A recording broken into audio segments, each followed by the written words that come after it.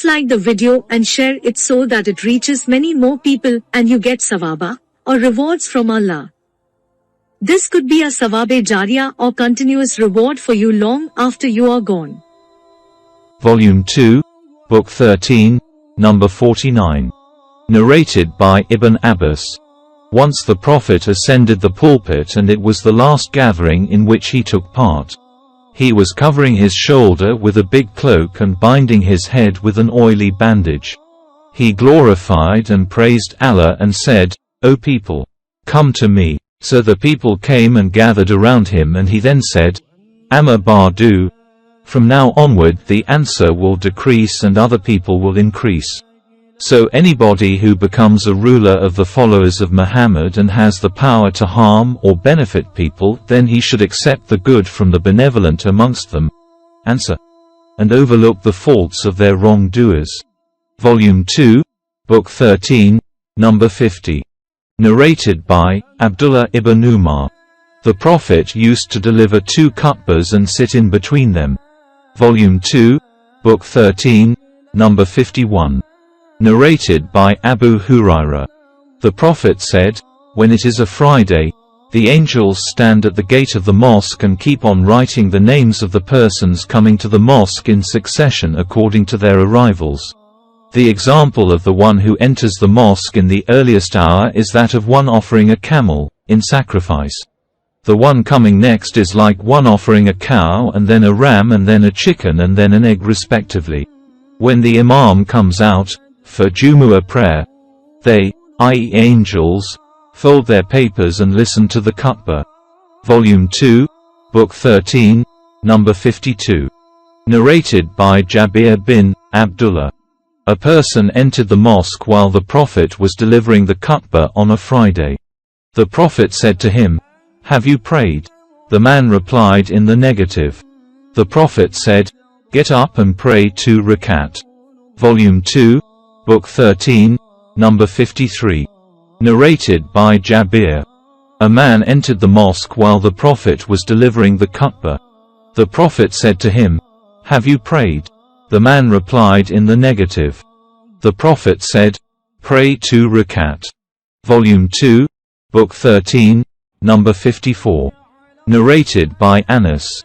While the Prophet was delivering the khutbah on a Friday, a man stood up and said, "O Allah's Apostle, the livestock and the sheep are dying, so pray to Allah for rain."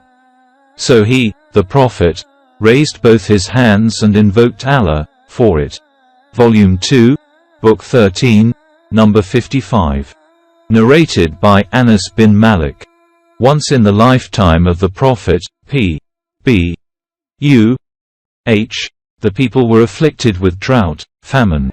While the Prophet was delivering the khutbah on a Friday, a Bedouin stood up and said, "O Allah's Apostle, our possessions are being destroyed and the children are hungry. Please invoke Allah for rain." So the Prophet raised his hands. At that time there was not a trace of cloud in the sky. By him in whose hands my soul is, as soon as he lowered his hands, clouds gathered like mountains, and before he got down from the pulpit, I saw the rain falling on the beard of the Prophet. It rained that day, the next day, the third day, the fourth day till the next Friday. The same Bedouin or another man stood up and said, "O Allah's Apostle, the houses have collapsed, our possessions and livestock have been drowned.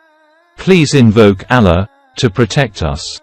So the Prophet I raised both his hands and said, "O Allah, round about us and not on us."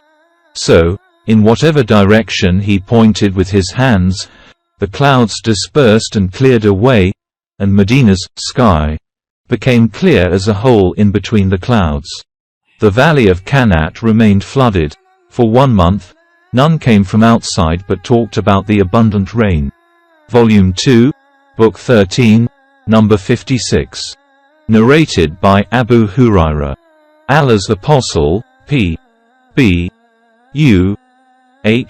said, "When the Imam is delivering the khutbah, and you ask your companion to keep quiet and listen, then no doubt you have done an evil act." Volume 2, Book 13, number 57. Narrated by Abu Hurairah. Allah's Apostle, P.B. U.H., talked about Friday and said, "There is an hour, opportune time, on Friday, and if a Muslim gets it while praying and asks something from Allah, then Allah will definitely meet his demand." And he, the Prophet, pointed out the shortness of that time with his hands. Volume 2, Book 13, number 58. Narrated by Jabir bin Abdullah. While we were praying, Jumu'ah Khutbah and prayer, with the Prophet, P.B. U.H., some camels loaded with food arrived from Sham. The people diverted their attention towards the camels and left the mosque, and only 12 persons remained with the Prophet. So this verse was revealed. But when they see some bargain or some amusement, they disperse headlong to it, and leave you standing. 62.11. Volume 2, Book 13, number 59. Narrated by Abdullah bin Umar. Allah's Apostle used to pray 2 rakat before the Zuhr prayer and 2 rakat after it. He also used to pray 2 rakat after the Maghrib prayer in his house, and 2 rakat after the Isha prayer. He never prayed after Jumu'ah prayer till he departed from the mosque, and then he would pray 2 rakat at home. Volume 2, Book 13, number 60. Narrated by Sal bin Sa'd. There was a woman amongst us who had a farm, and she used to sow silk, a kind of vegetable, on the edges of streams in her farm. On Fridays she used to pull out the silk from its roots and put the roots in a utensil. Then she would put a handful of powdered barley over it and cook it. The roots of the silk were a substitute for meat. After finishing the Jumu'ah prayer we used to greet her, and she would give us that food which we would eat with our hands, and because of that meal, we used to look forward to Friday. Volume 2, Book 13, number 61. Narrated by Sal. As above with the addition, we never had an afternoon nap nor meals except after offering the Jumu'ah prayer. Volume 2, Book 13, number 62. Narrated by Anas. We used to offer the Jumu'ah prayer early and then have the afternoon nap.